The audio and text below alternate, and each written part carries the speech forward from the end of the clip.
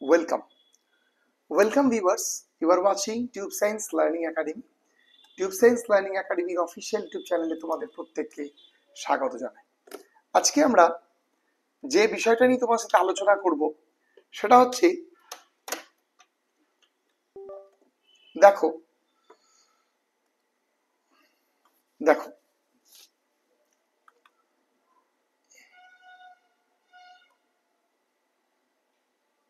দেখো আজকে আমাদের আলোচিত বিষয় হচ্ছে দেখো প্রথমে তোমরা থাম্বনেল তো সবাই দেখেছো।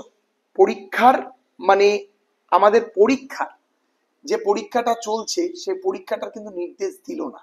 কে দিল না জানো? কলকাতা হাইকোর্টে রিসেন্টলি মিউনিসিপাল সার্ভিস কমিশনের তরফ থেকে একটা নোটিফিকেশন বা বিজ্ঞপ্তি এসেছে, মানে আসার কথা ছিল এবং তার স্টার্ট হওয়ার কথা ছিল কবে থেকে বলো তো দেখি?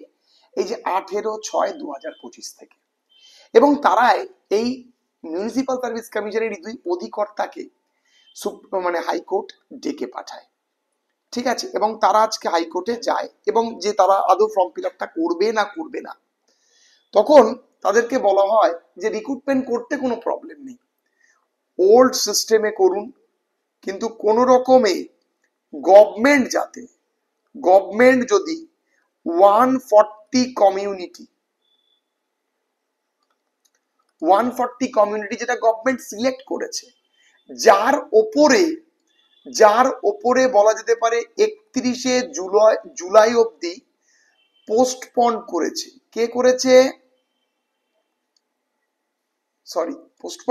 কে করেছে বলো? হাইকোর্ট করেছে। তার উপর ভিত্তি করে কিন্তু কোন রকম কোনো নিয়োগ হওয়া যাবে না।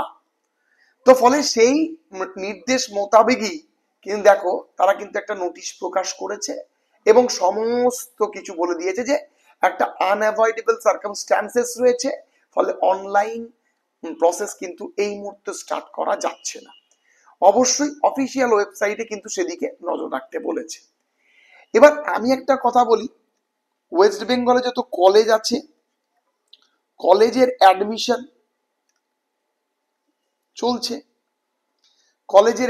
চলছে, তারপর WBSSC-র ফর্ম ফিল আপ চলছে।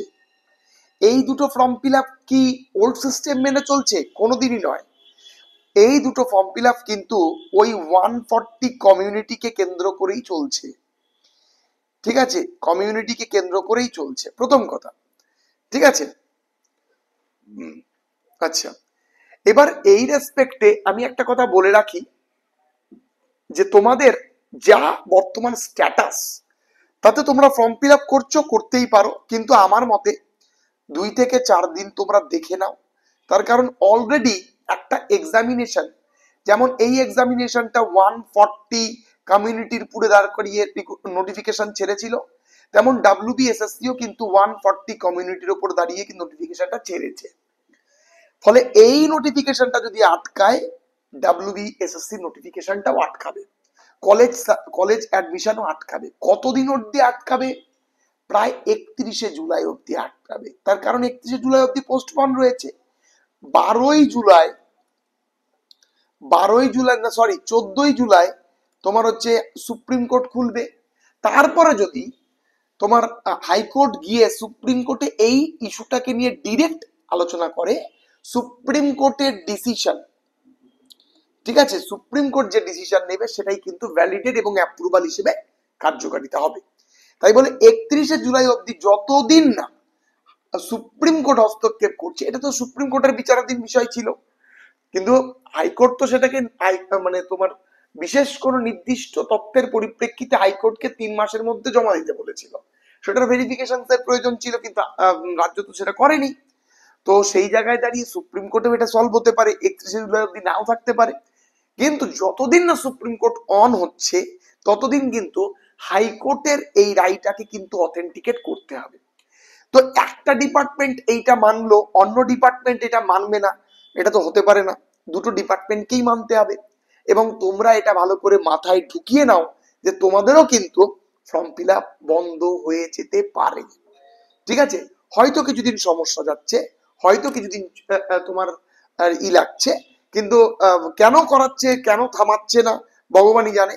কিন্তু থামানোর জন্য যদি এখন কন্টিনিউ করে যায়, খুব শীঘ্রই এটাও হাইকোর্টে উঠবে, এটাও থেমে যাবে। যেমন ভাবে সে বলেছে যে রিক্রুটমেন্ট চলতে পারে, সে বলেনি সব রিক্রুটমেন্ট, যে সমস্ত রিক্রুটমেন্ট ওল্ড সিস্টেমকে কেন্দ্র করে চলছে তারা চলতেই পারে, তাদেরকে রোখার ক্ষমতা কারণ নেই। এটা কিন্তু সে বারবার বলেছে। আশা করছি এই ভিডিওটির মারফত যত রকমের তথ্য আছে সমস্ত রকমের তথ্য তোমাদেরকে জানাতে পেরেছি। তো এই ছিল স্ট্যাটাস। তো আজকে হাইকোর্টে এরকম একটা ঘটনা ঘটেছে, তাই জন্য তোমাদের দিলাম আপডেট। দেখা হচ্ছে আবার কোনো ইন্টারেস্টিং টপিক নিয়ে। শুভরাত্রি।